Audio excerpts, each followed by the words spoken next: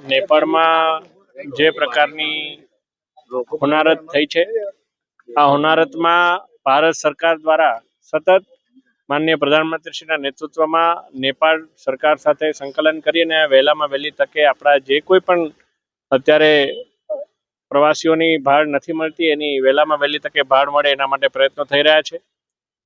આના જ ઉપક્રમે વડોદરા લોકસભા કાર્યાલય દ્વારા પણ જે હેલ્પ સેન્ટરનું જે શરૂઆત કરવામાં આવી છે, આ હેલ્પ સેન્ટરની અંદર પણ અત્યાર સુધીમાં 4 એવી વિગતો આપણી પાસે આવી છે કે જેમાં યાત્રીઓ એમને એમની વિગતો મોકલી છે અને આ વિગતો વિદેશ મંત્રાલયને પણ અમે મોકલી આપી છે.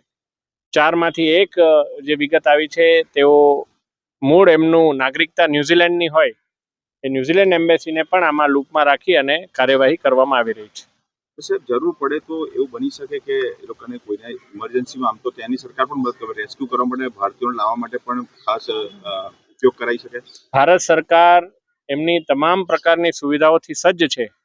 એ માત્ર ભારતીયોને નહીં પરંતુ નેપાળી લોકોને પણ કઈ રીતે આમાં રાહત સામગ્રી પહોંચાડવી એ માટે પણ ભારત સરકાર પ્રયત્ન કરી રહી છે અને બનતી શક્ય તમામ મદદ એ માનનીય વડાપ્રધાનશ્રીએ એ ખાતરી આપી છે.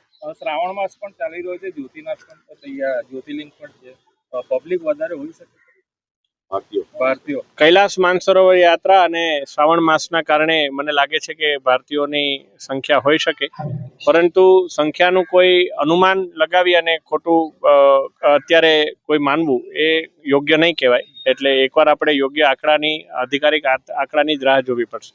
સર, વડોદરાના કેટલા લોકો હોય છે કે આપની પાસે ટોટલ? અત્યાર સુધીમાં 4 એન્ટ્રી આવી છે આપણી પાસે વડોદરાના. એમાંથી એકની નાગરિકતા છે ન્યુઝીલેન્ડની છે.